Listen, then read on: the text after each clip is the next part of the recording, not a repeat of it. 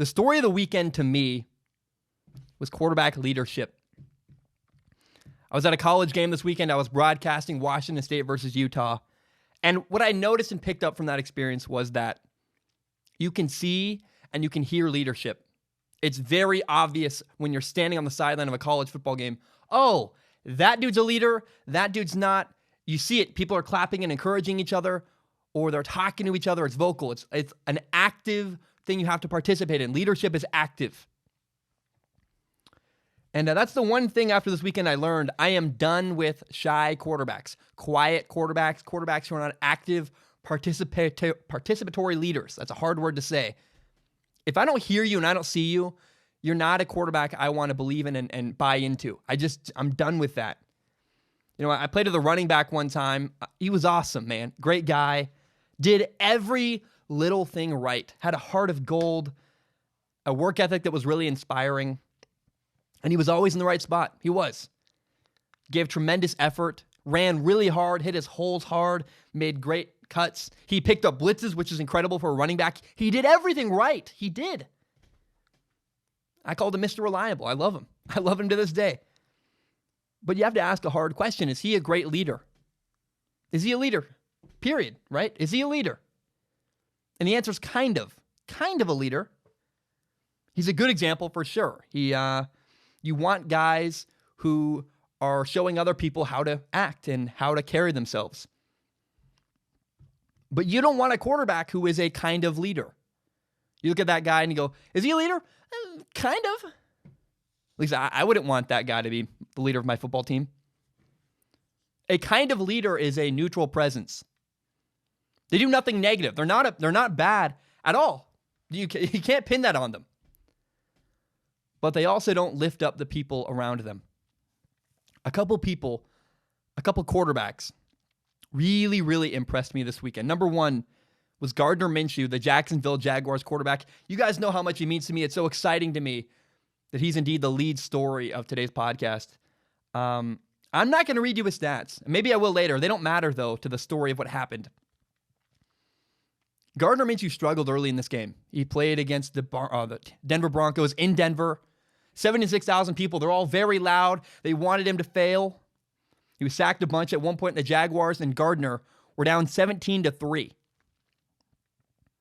And they fought all the way back in the fourth quarter. They had the lead in the fourth quarter until the Broncos took it away. At one point, the Broncos scored with 1 minute and 34 seconds left to go in the fourth quarter. 1 minute 34. Then the Broncos took a 1-point lead over Gardner Minshew and the Jacksonville Jaguars. It's a gut check, right? It's a hard thing to do. You go, oh, how am I going to respond to this moment? So Gardner Minshew got the ball with 1 minute 27 seconds left. In Denver, 76,000 people. They're all loud. You can't hear anything. And he drives his team all the way down the field, scores, they kick a field goal, he wins the game.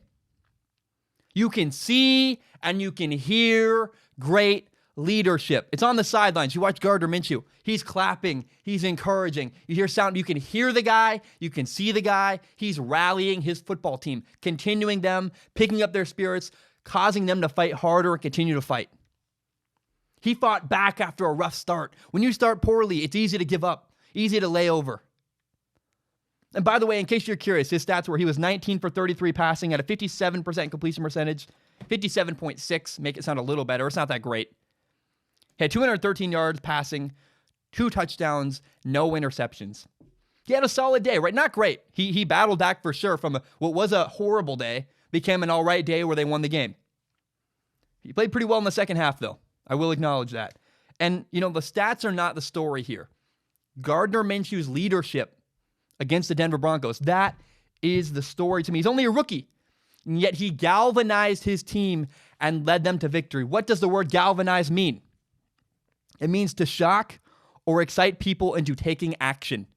To shock or excite people into taking action. That's what Gardner Minshew does for the Jaguars locker room. That is just, oh, man. How awesome is that? So Gardner Minshew is one guy who really impressed me. There's another person who I believe deserves admiration today. Baker Mayfield. Baker Mayfield. I know. I've been critical of Baker Mayfield. Everybody has. Everybody's criticized the Browns. And this week, Baker Mayfield and the Cleveland Browns found themselves in a rough spot. Themselves. English is hard, okay? People doubted them. They were 1-2 coming off, they didn't look pretty in the past. Heavily under criticism. Some people called Baker Mayfield overrated. And many people were making fun of his coach, myself included. And what Baker Mayfield did was rally his football team and put a smackdown on the Baltimore Ravens. That is awesome. I know this is a bit cliche. I know talking about effort and heart and all this stuff is cliche, but it does matter. The game of football is heavily dependent on emotion. Can you control your emotions? Can you fight back when you have emotional setbacks? Effort is so important in football. You're running the ball, it's all about effort. Effort. Can you dig deep and do you have hope? That's the key word. Do you have hope that your effort's going to work, that it's going to work out, that you have a chance? Baker Mayfield's leadership on the sidelines against the Ravens, my guess is this week throughout practice, I wasn't there, but my guess is he's rallying his team. He elevates, and this is not a guess, you watch what happened. He elevates his teammates. He elevates the people around him on the sideline, high-fiving people, encouraging people, lifting them up, battling and fighting his butt off. I almost said a word I'm not supposed to say on the show. Fighting his butt off to make it happen. You can see and you can hear great leadership. During the Giants' comeback last week against the Tampa Bay Buccaneers, they found out a lot about their new quarterback, Daniel Jones. Giants players said they saw a whole new side to him. Like he came alive, had fire, had passion. In the moment, he brought them back to a comeback. That is what I want to see from a quarterback. What the stories I want to hear about a quarterback. There are quarterbacks that you never hear that about. You never hear that about some guys. Tom Brady had a bad game on Sunday, by the way. Yesterday, 2 days ago, Tom Brady was awful. 18 for 39 passing. That's a 46% completion percentage. The benchmark is 60. That's far below average. He had no touchdowns, 150 yards passing. That's it. And 1 interception. But what did Tom Brady do for his team? He fought. He battled. He encouraged. He high-fived them. He's in the moment trying to lift his team up, trying to battle, and they ended up winning that game. So let's go! And kept owning his mistakes, fighting hard. That is what I like to see from a quarterback. So I had the privilege this weekend of going down to Salt Lake City, a broadcast at Utah, Washington State. And I was in a unique position because if you don't know, Washington State is Gardner Minshew's former college. And I got to see that team face to face, in person, without their former leader, Gardner Minshew. So I watched his former team on Saturday, and the very next day, I got to watch Gardner on national TV in the NFL. Man, it was a stark contrast. It was hard to watch at times. Washington State's new quarterback is talented. He can throw the ball all over the field. He's got a really good arm. But his lack of leadership was discouraging. The new quarterback at Washington State is not a great leader. Utah challenged them, and Washington State never hit them back. Instead of arching their back and fighting even harder and punching back, they cowered and gave up. When he struggled, that quarterback, I'm not going to name his name, there's no reason to. When he struggled, he cowered and he shrank and he got quiet. And his body language is terrible. Arms to his side, head down. Sometimes playing catch by himself, but never with his teammates, never around his teammates, always by himself. Not encouraging, not clapping, not lifting the people up around him. That's horrible. Horrible leadership from a quarterback. That's the opposite of what I want and what I believe is right. Gardner Minshew lifted his teammates up, and that's what Washington State missed on Saturday. His old team without him missed their leader. So I am done. I am done ever believing in quarterbacks who are poor leaders, who don't lift their teammates up, who don't encourage. If I can't hear you and I can't see you, that doesn't cut it for me. I'm literally just not going to believe in guys who don't do that anymore. All quarterbacks should lead by example. Everyone's going to say, well, leading by example is important. Yes, it is. Absolutely, leading by example is important. But that's not an impressive thing. Every quarterback should lead by example. That's part of the role of playing quarterback.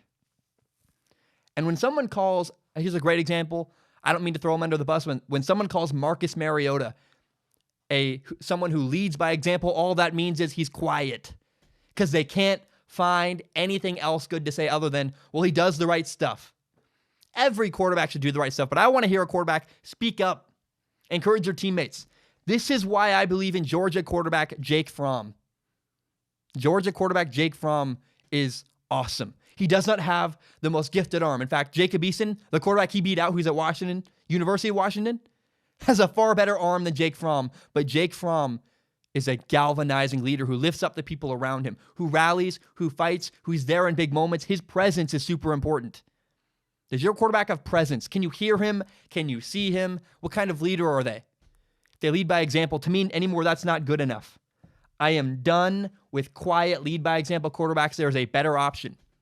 Because in the fourth quarter, when your team needs help, when your team needs someone to pick them up, a quiet lead by example guy isn't going to get the job done.